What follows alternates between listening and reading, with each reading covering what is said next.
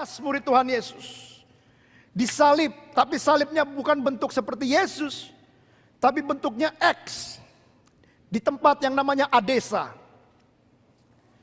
Simon orang Zilot, dia disalib terbalik. Stefanus meninggal juga, dilempari batu. Ingat ceritanya di Alkitab? Petrus, saudara tahu banyak hal ini. Dia meninggal disalib terbalik di Roma karena dia merasa gak layak disalib seperti Yesus. Yohanes merupakan rasul satu-satunya murid Tuhan Yesus yang diceritakan hidup sampai masa tuanya di Pulau Patmos dan mendapatkan penglihatan dan menulis kitab Wahyu. Lalu kemudian jemaat mula-mula mereka menjual hartanya, lalu membagikan kepada orang miskin, kepada yang kekurangan. Paulus yang bertobat dari pembunuh orang Kristen menjadi penginjil. Tapi masa hidupnya dia penuh dengan dipenjara di kanan, di kiri, dan di atas, di bawah. Hamba-hamba Tuhan di pedalaman. Hamba-hamba Tuhan di negara-negara yang tidak begitu enak. Dia tinggalkan kenyamanannya dengan keluarga, dia pergi ke suatu tempat. Tinggalkan semuanya.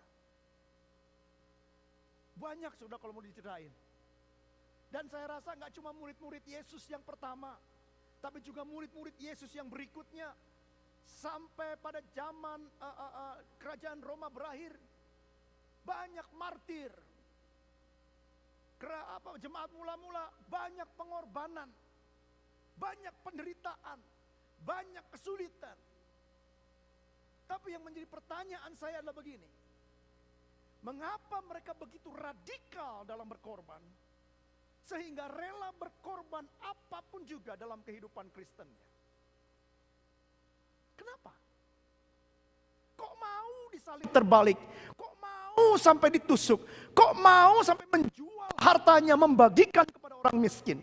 Kok mau sampai pergi tinggalkan keluarganya, sampai pergi ke suatu tempat di pedalaman yang tidak ada apa-apanya? Saya pernah satu kali ke suatu tempat di daerah Kalimantan Tengah, saudara. Orang ini perempuan, ini dia kalau mau ke tempat dia, itu dari Bogor, saya harus naik bis ke airport, Damri. Dari Damri naik bis ke airport, dari airport saya harus terbang ke Palangkaraya.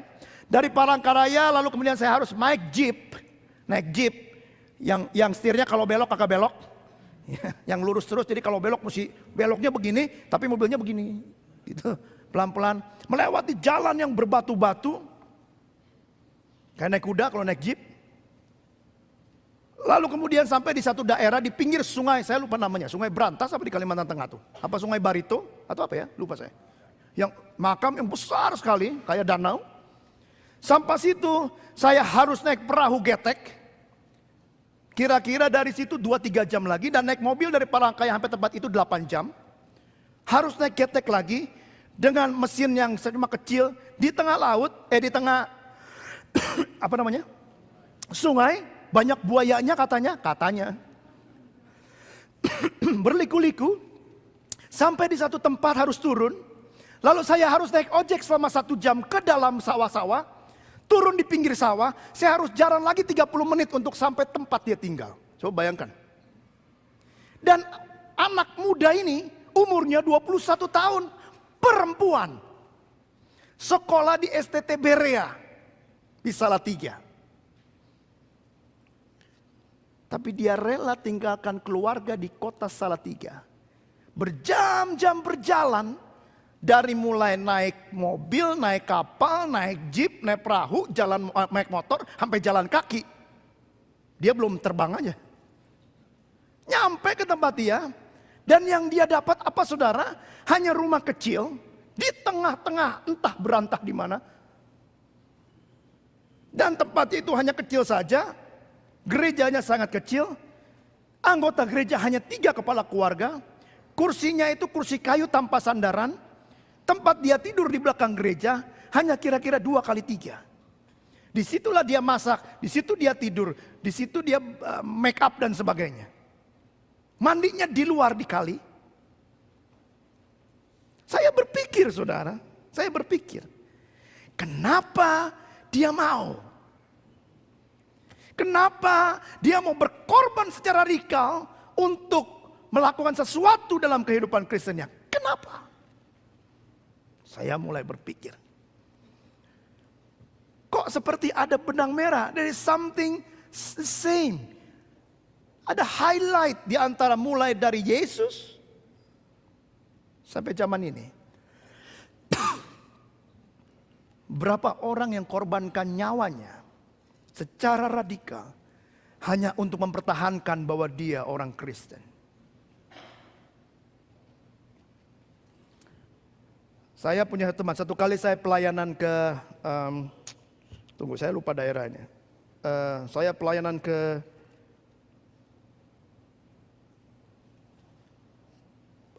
Sampit atau Pangkalan Bun nama daerahnya. Itu di Kalimantan Tengah. Sampit dan Pangkalan Bun di Kalimantan Tengah, kita harus jemput orang di Palangkaraya. Jadi kita naik jeep dengan waktu itu ketua daerah di situ namanya, saya lupa namanya, Pak siapa, lupa saya namanya.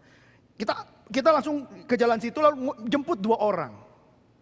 Jemput 2 orang, dia naik, ternyata yang satu ini adalah seorang orang Dayak, orang yang sudah Kristen. Yang satu orang Dayak yang belum percaya Tuhan. Saudara, apa yang terjadi? Ketika dia bertobat, percaya Tuhan, keluarganya itu nggak suka. Dan dia harus tinggalkan semuanya karena dia mempertahankan imannya. Teman saya satu di Bali, hampir dikejar-kejar dengan golok, saudara.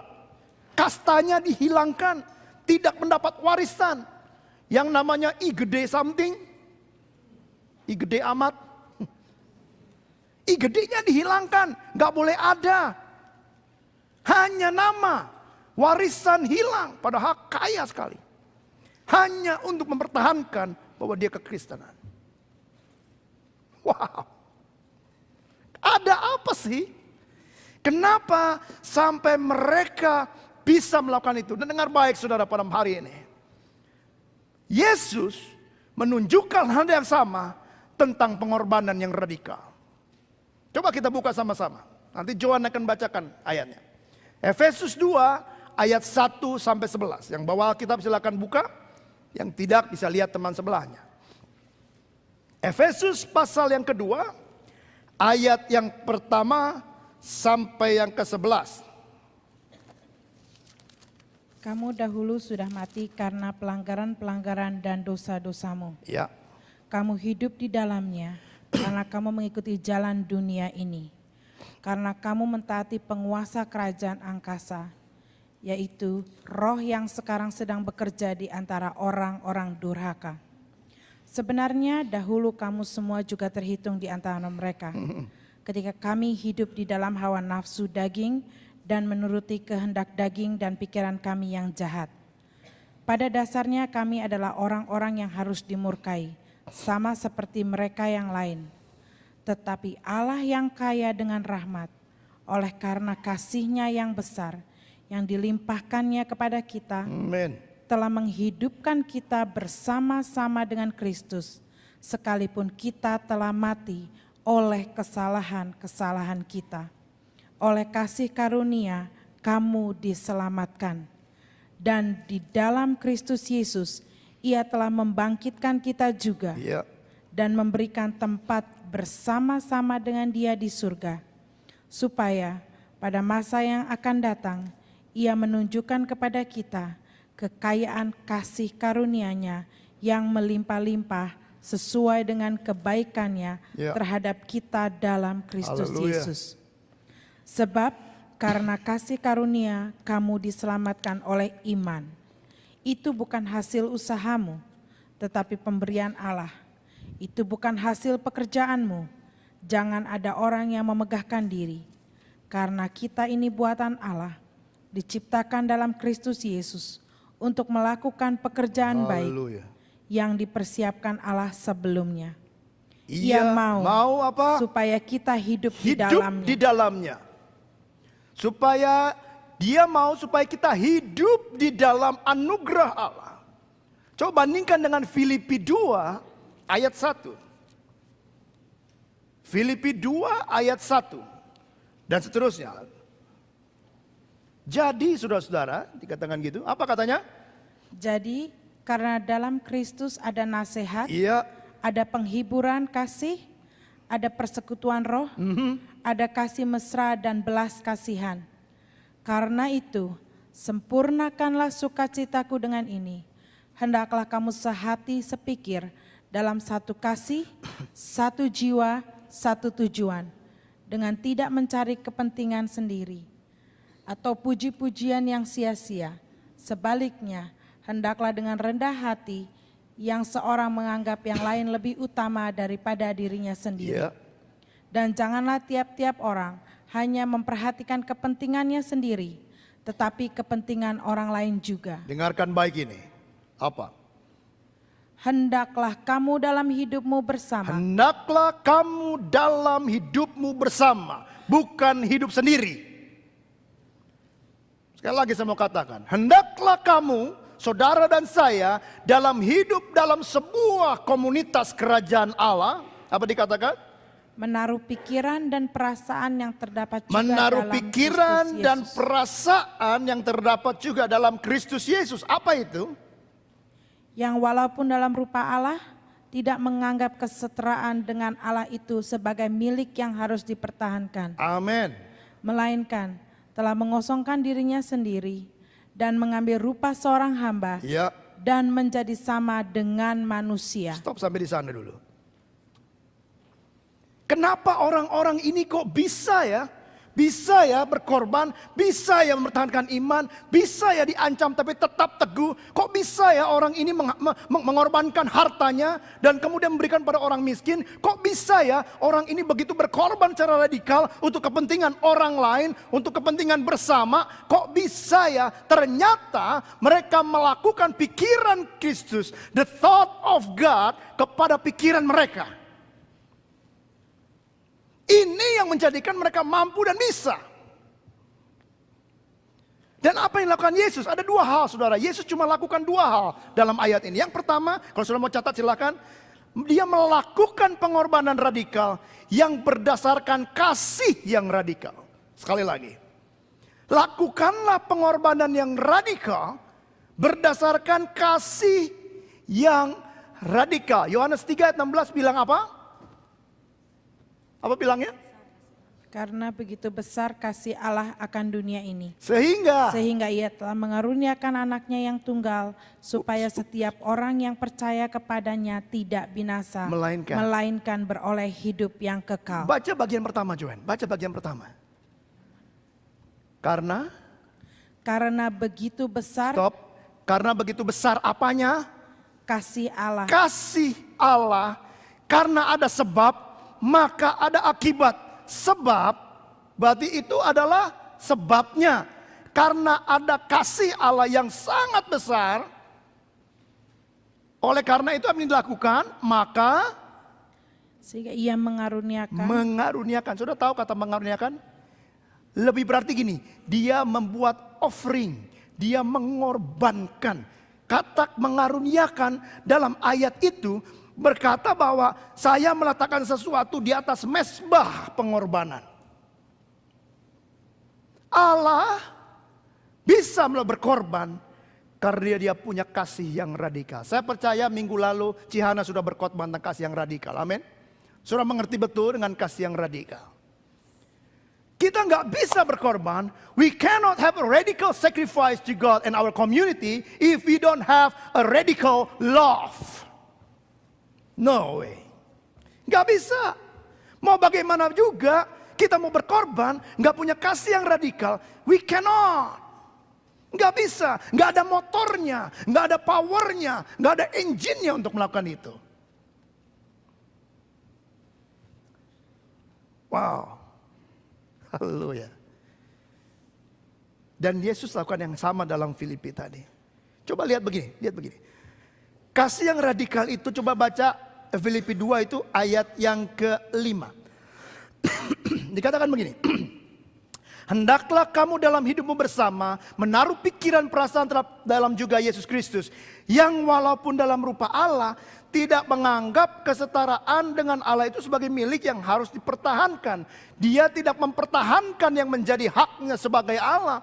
Tapi karena kasihnya yang besar, maka dia mengorbankan anaknya Yesus ke dalam dunia ini. Supaya apa? Coba, Johan, supaya apa? Yohanes 3:16. Supaya barang Setiap orang yang percaya. siapa yang percaya. Jadi kasih radikal itu juga begini bilangnya. Tidak ada syaratnya. Kasih radikal itu unconditional love. Tidak bersyarat saudara. Nggak bisa begini. Kalau dia senyum sama saya dan saya senyum sama dia. Maka kita berdua senyum-senyum. Maka saya bisa mengasihi dia. Enggak. Kasih radikal itu nggak berarti begini. Kalau Ko Shin-young baik sama saya baik sama Ko Shin-young. Kalau saya Ko Shin-young, sekarang kan Ko Shin-young ngototin saya tuh. Saya jadi nggak jadi nyamperin dah. Nah kalau senyum gini kan saya samperin. Lalu mungkin Ko Shin-young lagi perlu apa? Misalnya Ko Shin-young perlu apa? Misalnya apa? Obat awet muda gitu misalnya ya. Udah muda maksud saya. Awet muda. Waduh, saya mau berkorban apapun. Karena Ko Shin-young setiap hari senyum-senyum sama saya. Bangun pagi telepon. Halo John, apa kabar? Saya belum melek aja udah ditelepon. Misalnya. Tiap hari, waduh, pagi, siang, sore dikirimin babi. Dia sehat, saya sakit. Wah, tiap hari Minggu, wah yang pertama disambut saya, dipeluk. Enggak dicium enggak? Dipeluk. Wah diajak, silakan duduk. Wah kursinya dibersihin. Silakan duduk. Sepatunya disikat. Giginya juga. Disisirin, pakai baju. Dikasih hadiah. Wah pokoknya baik banget dah. Nah waktu dia baik banget sama saya. Lalu saya mulai berpikir. Oh kalau gitu apapun yang dia minta. Aku akan berikan. Betul nggak? Itu kecenderungan kita kan berpikir gitu. Apalagi suami istri. Nah pura-pura. Apalagi suami istri. Kalau suaminya baik baru istrinya pagi-pagi siapin teh. Iya kan? Wah suami saya baik banget loh. Dia pagi-pagi bangun. Bersihin ini. Wah saya siapin teh dah. Saya siapin makan yang paling enak. Kenapa? Suami saya baik sih. Yang pertanyaan begini. Kalau suaminya jahat. Ayo bagaimana? Gimana? Ayo jawab ayo. Ayo. Kalau suaminya bangun jam 11 siang, tidur jam 3 sore. Kebluk namanya itu orang Bogor bilang. Bagaimana? Kalau suaminya misalnya tiap pagi-pagi mukanya nggak senyum, cembetut aja. Gimana? Apakah kita masih mau menyediakan teh? Nyetrikain bajunya, mungkin malah sengaja dibikin gosong. Masih mau? Tapi yang Yesus lakukan itu bukan kasih dengan syarat. Pengorbanan radikal Allah didasari oleh kasih yang radikal, artinya tindakan yang tanpa syarat tertentu. Kalau kita udah mengerti the thought ini, kita berani berkorban buat Tuhan. Yang radikal. Dan kasih yang radikal ini, kasih yang tanpa batas saudara. Nggak ada pengecualian. Oh kalau dia ini adalah orang Bogor, saya akan bantu dia. Kalau dia bukan orang Bogor, keluar dari Bogor, Bogor coret sedikit. Orang Citerep. Nggak mau saya bantu. Nggak pilih-pilih. Kasih yang radikal adalah kasih yang tanpa batas. Siapapun, dimanapun, kapan saja, dimana saja apa? Kok Coca-Cola? Mengasihi maksudnya. Dimanapun, kapan saja, dimana saja mengasihi. Itu namanya kasih yang radikal. Kasih yang bisa memotori pengorbanan yang radikal. Dan itu yang Yesus lakukan. Coba lihat orang Samaria. Waktu dia mau pergi di tengah jalan ketemu orang apa? Orang Samaria ketemu orang Yahudi. Musuhnya kan musuhan. Nggak batas dia. Dia bawa, dia keluarkan uangnya. Bahkan saya pikir mungkin dia terlambat kepada bisnis kan. Harus nganter ke hotel dulu kan. Pengorbanan didasari oleh kasih. Kalau tidak ada kasih yang radikal, nggak bisa berkorban yang radikal.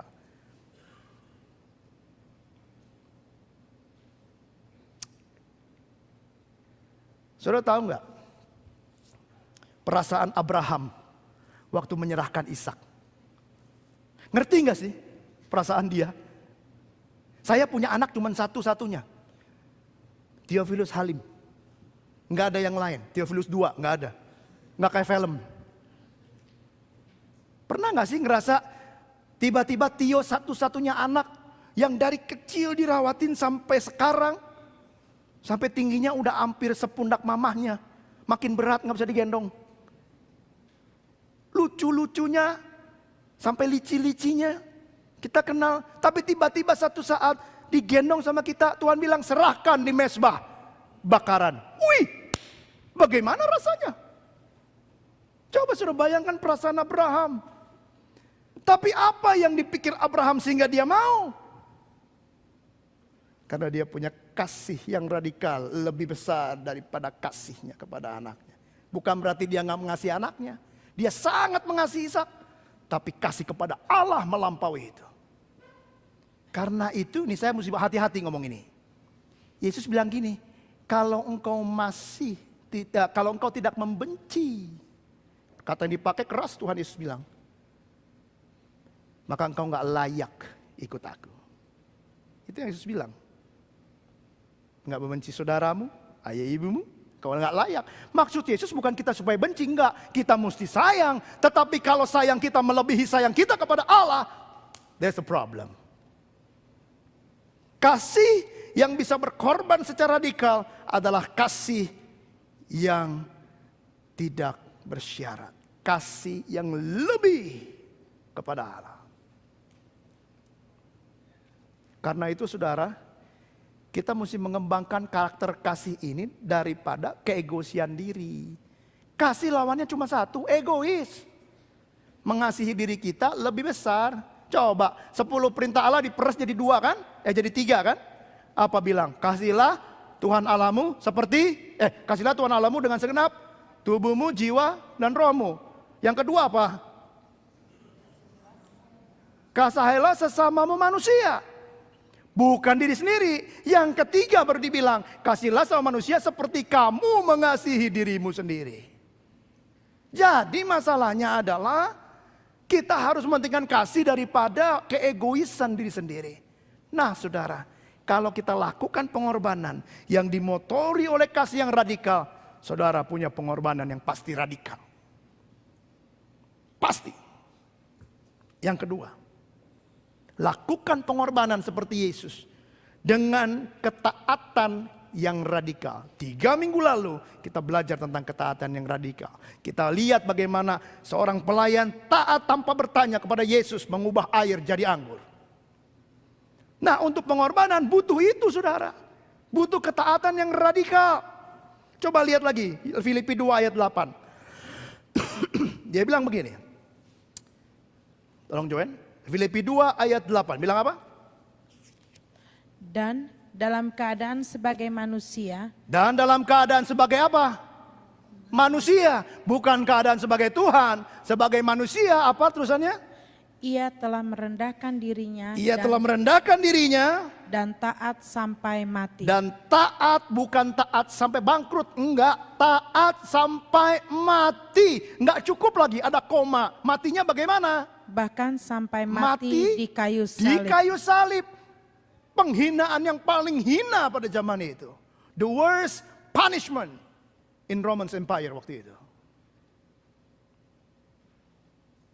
Ya taatnya sampai mati. Bahkan taatnya mati di kayu salib. Menanggung kehinaan. Nah saudara, waktu saya renungkan ayat ini, renungkan lagi.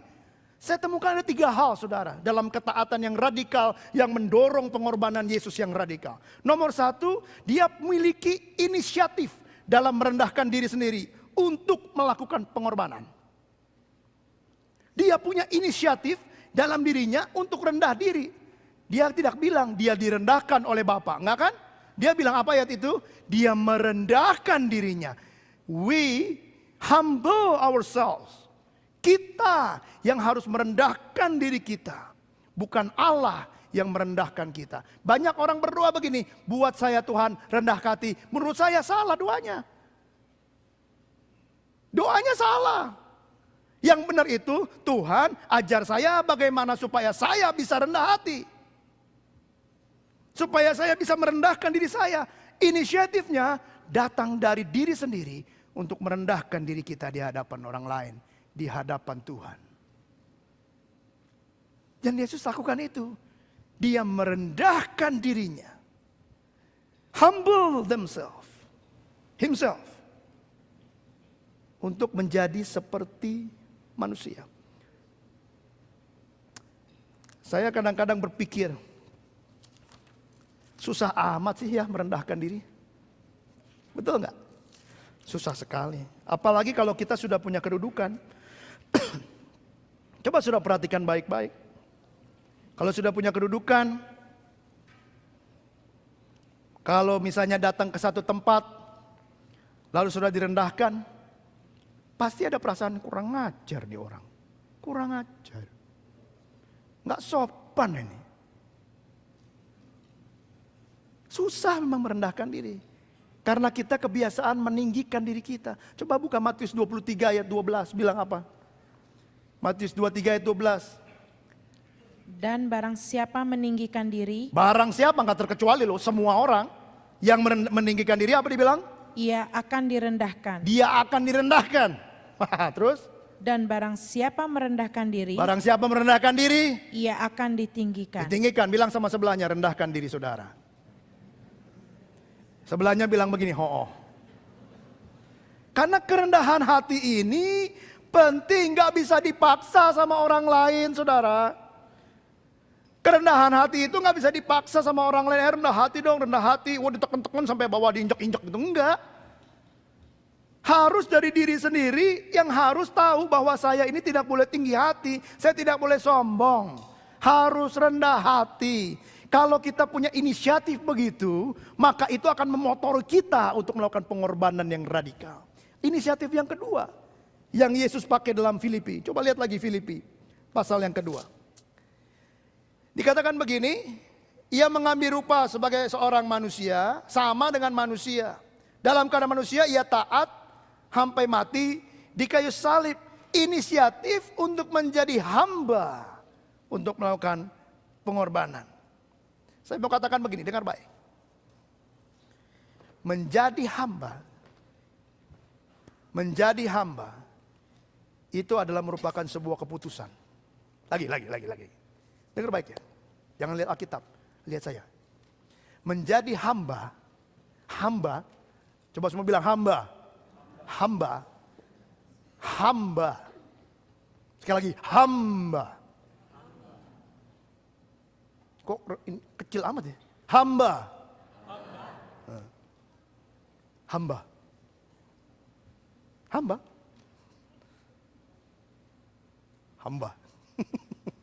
Menjadi hamba itu masalah keputusan.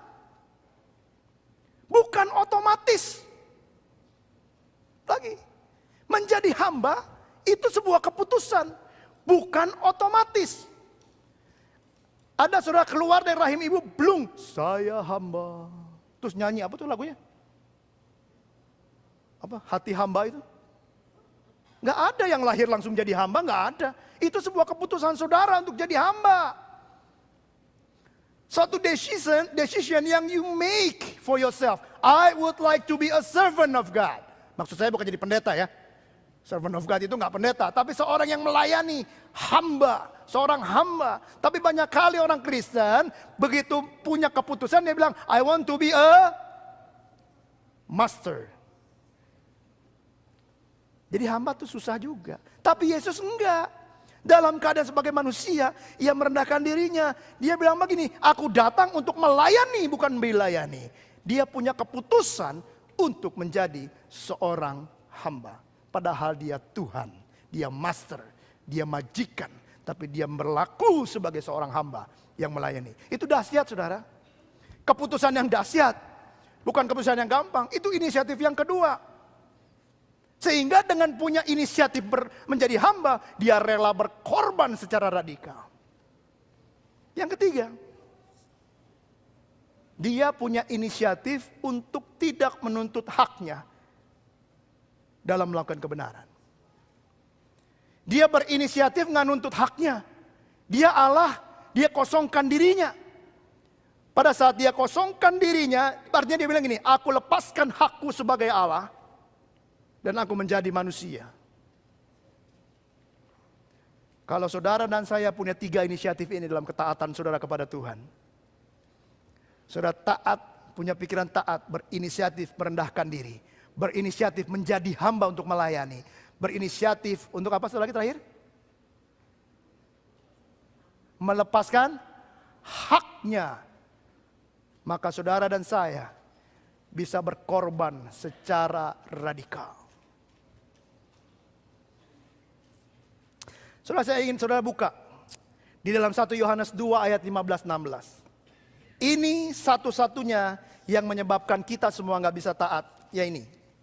1 Yohanes 2 ayat yang ke-15 sampai yang ke-16.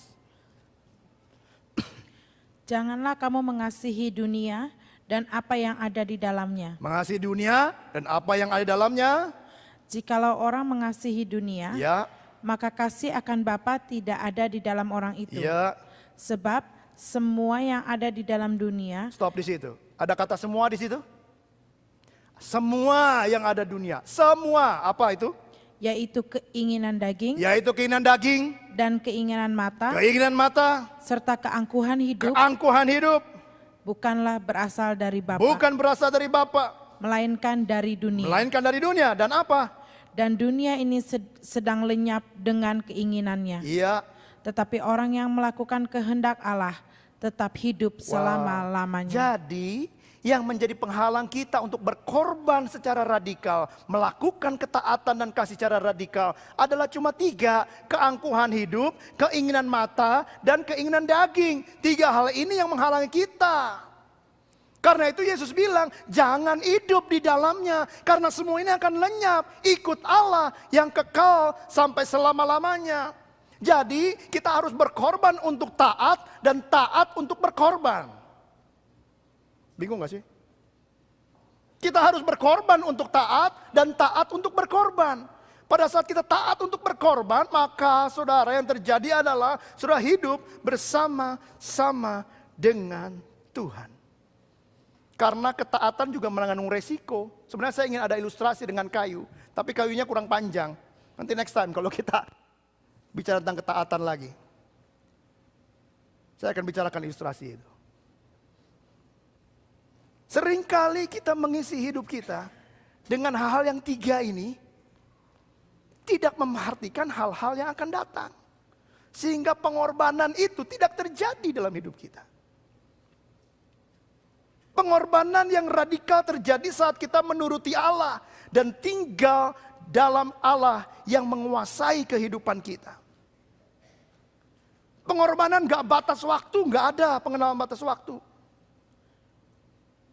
Pengorbanan radikal itu bukan berarti begini, pengorbanan yang sembarangan, yang tidak berpikir, yang semata-mata cuma keluar uang terus bilang, oh saya sudah berkorban. Waktu saya dibuat gereja, oh saya sudah berkorban. Saya sudah menggunakan keahlian saya. Oh saya sudah berkorban. Bukan saudara. Pengorbanan radikal itu begini. Pengorbanan radikal adalah pengorbanan yang dilandasi oleh supremacy of Christ. Ketuhanan Kristus. Itu yang menjadi dasar yang melandasi. Kita mau berkorban kepada Tuhan.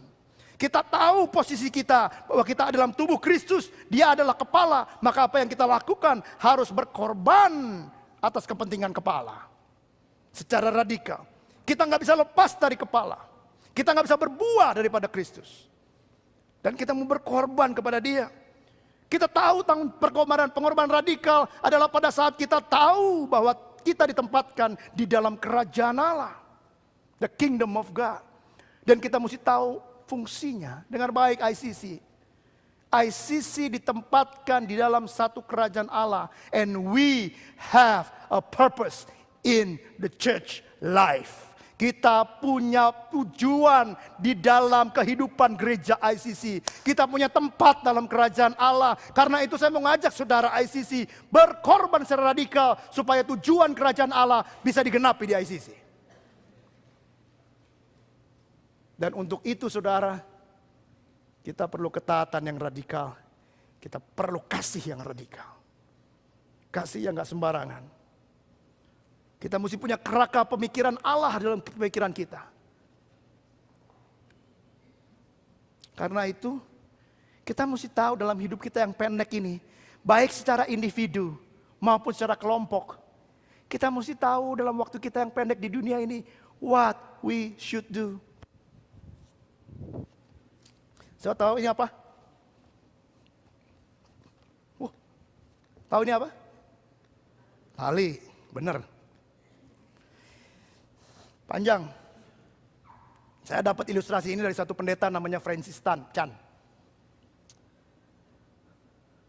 Anggap aja bahwa tali ini, yang putih ini, tali yang putih ini adalah kehidupan kekal, eternity. Jadi anggap saja ini nggak ada ujungnya gitu ya. Terus ke sana. Forever and ever and ever and ever and ever. Nggak ada ujungnya, terus. Sampai pintu depan, terus. Sampai apa di atas tuh, North Yellowknife.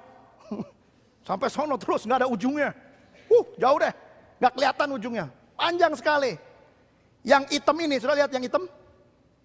Kelihatan nggak? Kalau nggak kelihatan pakai kacamata. Kelihatan nggak? Hitam ya? Yang ini putih nih. Ini kekekalan nih. Ini hitam. Nah yang hitam ini represent hidup kita di dunia.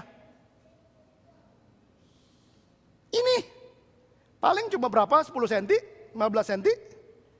And the rest of the tali adalah kehidupan kekal kita yang akan kita jalani bersama dengan Allah. Dengar baik begini. Dalam hidup kita, kita cuma berpikir yang ini. Mengisi yang ini. Memuaskan yang hitam ini. Lupa sama yang panjang ini. Wah, rusak dah. Sorry, kolek. Sudah mengerti maksud saya? Lupa sama yang panjang ini. Yang panjang ini nggak dipikirin. Nggak dipikirin, dilupain. Oh, I forget this the long one. I forget this one. The very, very, very long one. I only take care of this little thing, the black one in my life. I always doing something for this life, not this life. Saya cuma berpikir sesuatu yang tidak kekal, tapi saya melupakan yang kekal. Yang panjangnya nggak kira-kira, nggak ada akhirnya. Dan kita nggak invest di situ, kita hanya invest di yang hitam ini. Wah. Dan kemudian banyak orang bilang begini, orang Kristen tuh bodoh. Dia nggak menikmati hidup dalam dunia ini. Saya mau bilang sama mereka, biar mereka dengar. Saudara yang perlu berpikir 2 kali. Karena yang lebih panjang yang hitam ini, yang putih ini. Yang hitam ini cuma sementara. Lebih panjang berapa kali lipat lebih panjang. Saya investasi di sini. I don't want to be invest anything. I don't want to invest anything di dalam yang hitam ini. No way, wasting time. Saya lebih baik invest di sini. Dan sudah mau tahu, dengar baik sini. Saya mau invest dalam kerajaan Allah. Dan kalau sudah mau ikut saya, that's the good choice. ICC, di mana sudah mau invest? Yang hitam ini? Atau yang putih ini? Di mana kita mau invest dalam kehidupan bergereja kita? Untuk invest yang putih ini, perlu kasih yang radikal. Perlu taat yang radikal. Perlu pengorbanan yang radikal. Yang hitam ini hanya sementara. Haleluya. Seberapa jauh kita sudah memberikan dampak dalam dunia ini? Dengar baik saudara begini. Apapun yang kau invest dalam yang putih, kehidupan kekal, dia punya dampak yang dahsyat. Dia punya dampak yang dahsyat. Saudara tahu pada saat satu orang terima Kristus sebagai Tuhan. Coba pikir baik, dengar baik. Pada saat satu orang terima Yesus, saudara invest di sini. Dan orang itu menerima kehidupan yang ini. Bukan yang ini. ICC dengar baik. Di mana gereja ini bergerak? Hanya di sini? Atau di sini? Apakah kita cuma fokus kepada material things? Atau kita fokus kepada spiritual thing? Pikiran Kristus waktu dia datang dunia mengosongkan diri menjadi manusia. Dia masuk dalam material thing. Untuk mengalahkan maut. Supaya semua yang percaya padanya bisa punya spiritual thing. Bagaimana dengan saudara dan saya? Mari tundukkan kepala.